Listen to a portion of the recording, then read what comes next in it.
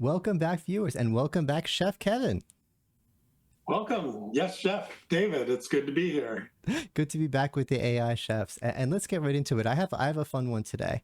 I love a good buffet, and there's two sides of the debate on this. Some people in my family even are like, I only like a few things, and when you have a buffet, there's so much of everything, the quality goes down. Honestly, I think they're right and I'm wrong. I'll eat anything and I like everything. So for me, give me a garbage buffet. I'm ready to go. But we have a buffet when it comes to AI, and it's not a garbage buffet. A lot of times with new technologies, the way it works is when it comes out, something new is on the internet, everyone's excited about it, and you can get 30-minute trial, a couple tokens of this. You could try it out a little bit. If you want the good stuff though, you got to pay a lot of money. You got to pay for it. And with our AI, there's a lot of good, top quality, best of the best free stuff out there. We have a buffet. So the tip is it's an AI buffet bonanza. Not just a buffet, we have a bonanza to the point where I'm thinking of getting more monitors so that I could have more screens to have more AI up this weekend. And it makes sense to use it because to take advantage of the buffet, because like a real buffet, it's not just hot dogs, hot dogs, hot dogs, hot. There's differences.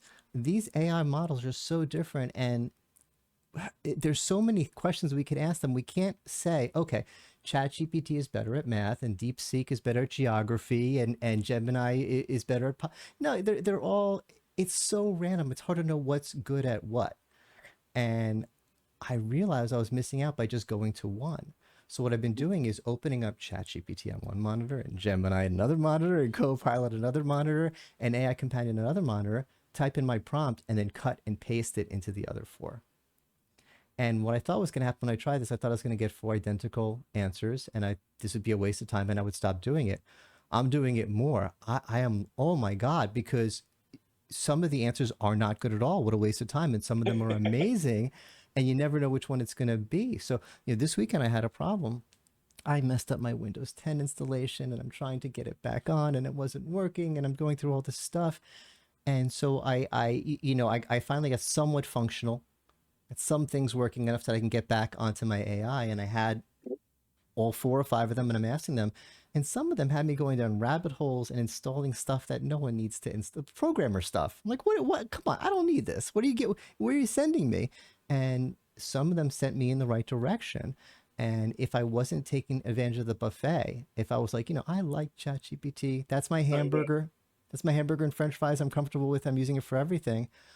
I don't remember which one got the right answer. It might have been ChatGPT, but I'll be missing out. So we're doing that with everything now, and the buffet, and these a lot of these models, they have the you'll be chatting with them and you're not getting a good result, and they have the make me smarter button.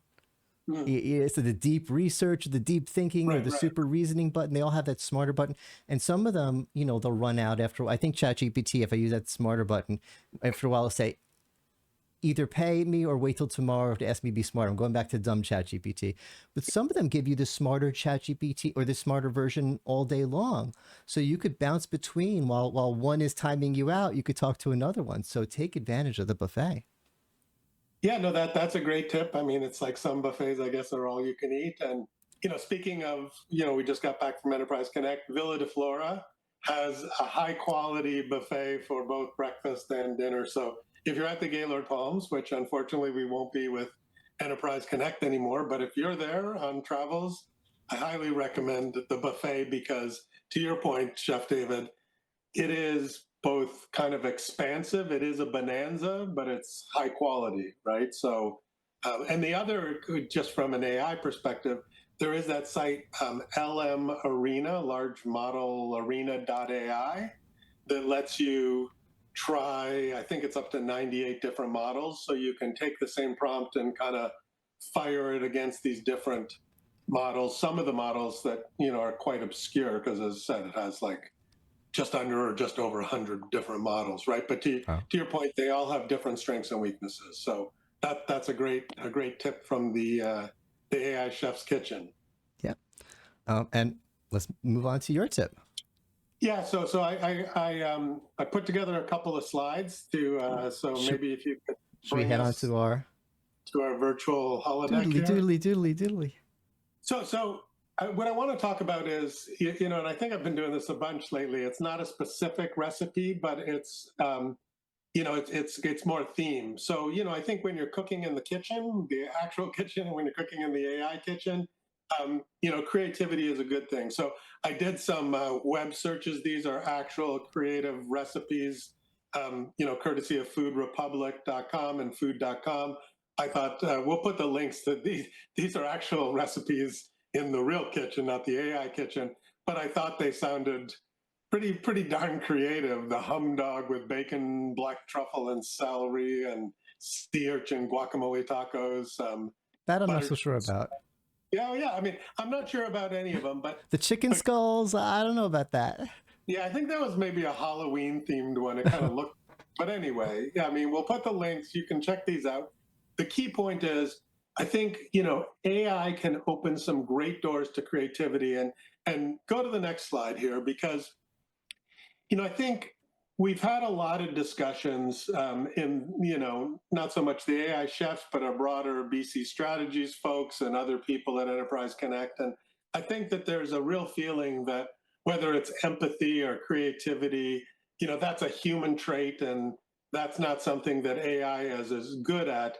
I love this Boston Consulting Group study here. You can find it at bcg.com, because they looked at, okay, when does AI work really well and when does it work less well for people?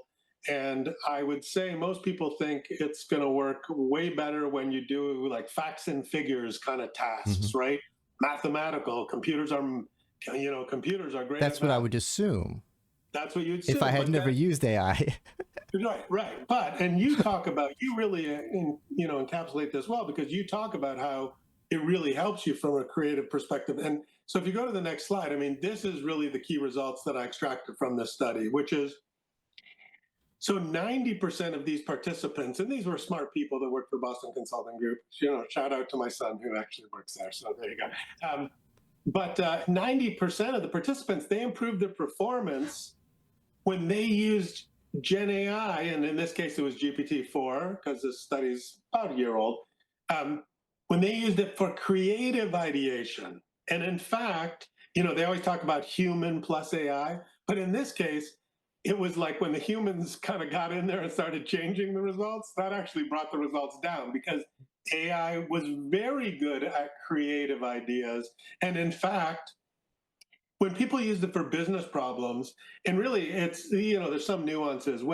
If you just assumed that the results were going to be great because it was coming from Gen AI, and you didn't really know about a field, like, I don't know, if you ask about fusion, which I don't know much about, and then you say, oh, this must be right. Well, it turns out that those participants, they did like 23% worse when they just assumed that, hey, Gen AI must be great at facts and figures. Now, if you're using it to augment something that you had some basis of understanding, you're a physicist and you're looking at some quantum physics research, but you understand some basis, then that could help you, right?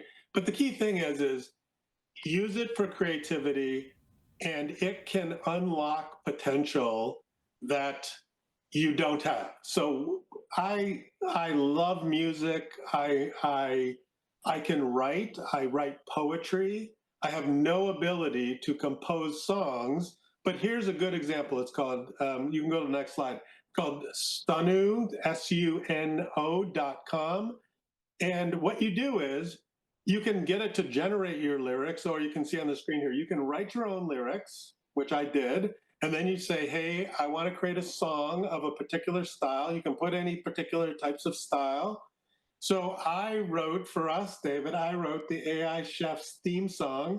And any problem with the lyrics, that's up to me, because I wrote that. I didn't get that Gen AI'd. But then I said, hey, do it in a rock kind of style. And hey, let's go to it, because let's do it. Let's pretty darn good. It really. Oh.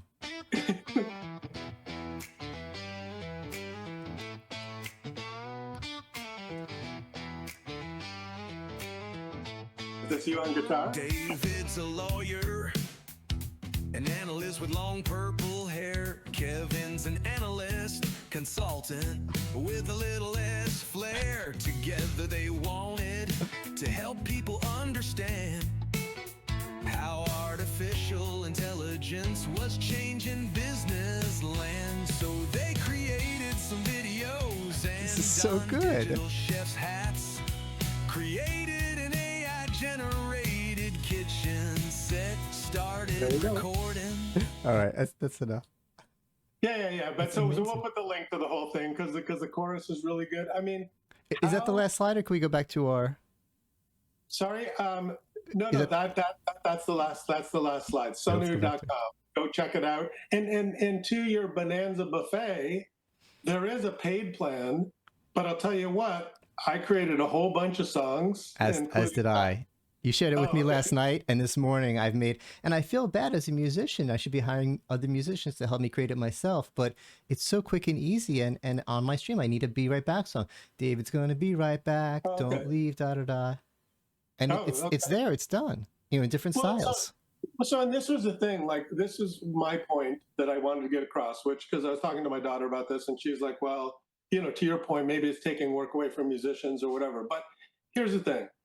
We're, unfortunately, I mean, if you want to reach out and sponsor the AI chefs, we're open to that. But right now, the truth of the matter is we weren't going to hire somebody to write the AI chefs. Now, you have some musical skills, so maybe you could have done that, but I had no capability to do that. So this opened up and allowed me to be creative in a way that I otherwise wasn't going to be able to. And I think that's really what I'm saying. Whether you're cooking in the kitchen, sometimes you got to experiment and do some creative recipes like the sea urchin guacamole tacos. But the same thing with AI. Use it to try to, ideate, as you talk about often, create images that you couldn't, or in this case, songs, right? And I think that extending the capabilities of all of us, that's something that I'm really excited about, to kind of share from the AI kitchen. Yeah, and I think that justification you gave for using this and not paying musicians is fair. If we get sponsored and we could afford musicians, we'll do that. And I apply the same justification to the set. Why didn't I hire an artist to make this set for me and do the right thing? I didn't say, oh, haha, I'm going to save the money, not hire the artist. I'm going to use AI. I wouldn't have hired the artist. I would have used a free graphic that wouldn't have been as good as this. So this isn't taking any jobs away from anyone, at least not the way we're using it. I'm not saying that AI isn't taking any jobs. It is. But this type of use, well, I wasn't going to do this, but now I can type of use, I don't feel as conflicted about it. Now, the whole thing's a little conflicting, but I don't feel as conflicted about that. I also wanted to, that slide you showed with the, it is counterintuitive. You think, computers are going to help us better with math, but they're not going to help us better with music and creativity. And this type of AI, it does help us with the creativity, but the fact that that you get worse results in some circumstances, I want to address that because we have some critics in our community, some people that we butt heads with that are always saying, hallucinations, you can't use this AI stuff, hallucinations. And I want to address, and I'm afraid they're going to jump on that. Even Kevin said it makes you 23% less accurate.